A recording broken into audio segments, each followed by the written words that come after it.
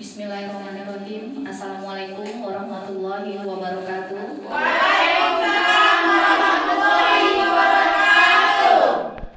Kalau berkunjung ke kota kami, sambut salam dari kami. Melihat tingginya Gunung Semeru, kami ucapkan selamat hari ini. Yang terhormat, Ibu Ketua Tim Penggerak PKK se-Kabupaten Siak.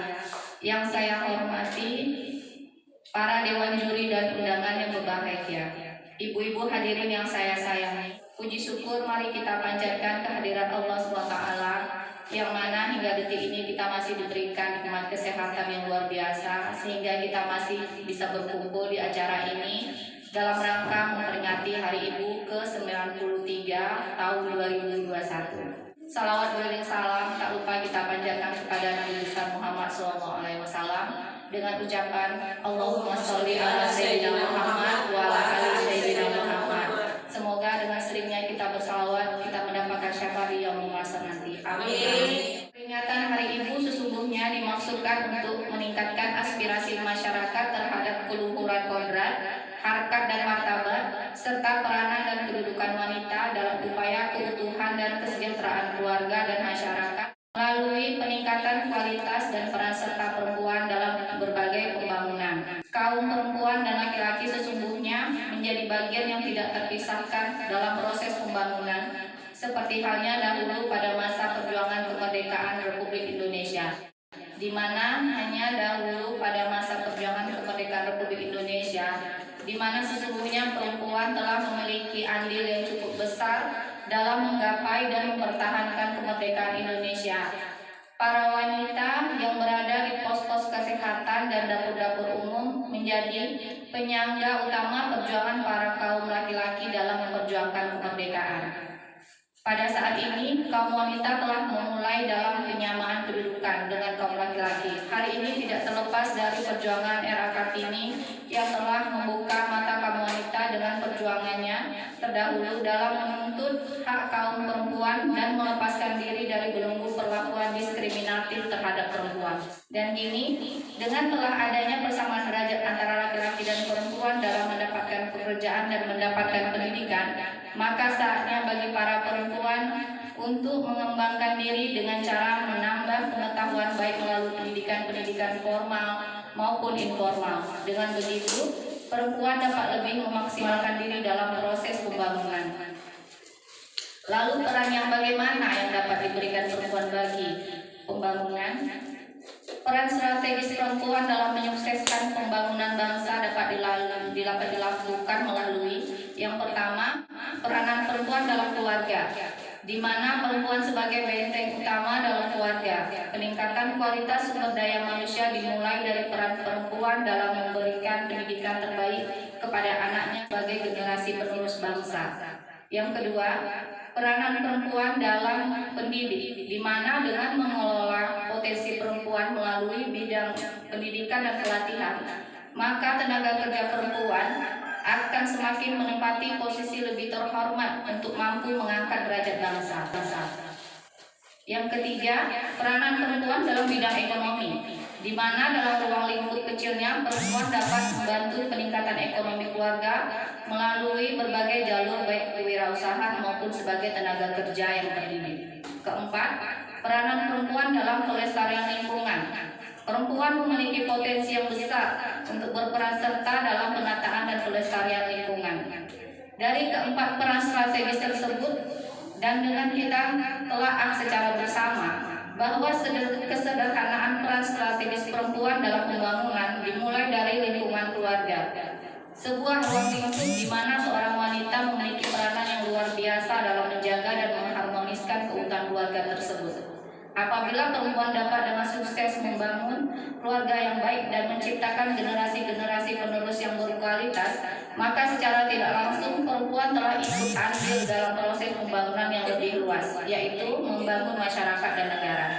Lalu apa saja yang harus disiapkan para perempuan untuk dapat berperan serta dalam pembangunan? Yang pertama adalah pendidikan. Pendidikan sangat penting bagi perempuan, karena kaum perempuanlah yang lebih banyak memberikan pendidikan kepada anak-anaknya di dalam keluarga, sehingga kaum perempuan terdidik dapat membantu meningkatkan kualitas generasi penerus bangsa. Seorang ibu dengan pengetahuan yang luas dapat memberikan pendidikan kepada sang anak sesuai dengan pembangunan.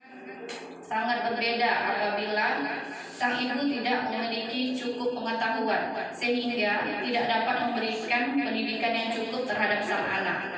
Dengan pendidikan juga seorang ibu dapat dengan efektif mengatur pola keluarganya. Pendidikan sangat penting bagi kaum perempuan karena kaum perempuanlah yang lebih banyak memberikan pendidikan kepada anak-anaknya di dalam keluarga. Sehingga kaum perempuan terdidik dapat membantu meningkatkan kualitas generasi penerus bangsa. Seorang ibu dengan pengetahuan yang luas dapat memberikan pendidikan kepada sang anak sesuai dengan perkembangannya.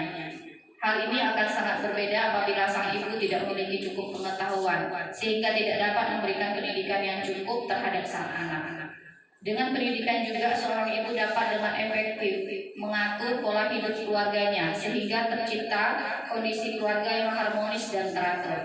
Lebih luas lagi, dengan pendidikan pada perempuan dapat bekerja dan mencari nafkah sendiri, mengembangkan seluruh kemampuan dan dimensi kemanusiaannya, dan tidak bergantung pada siapapun termasuk pada sang suami.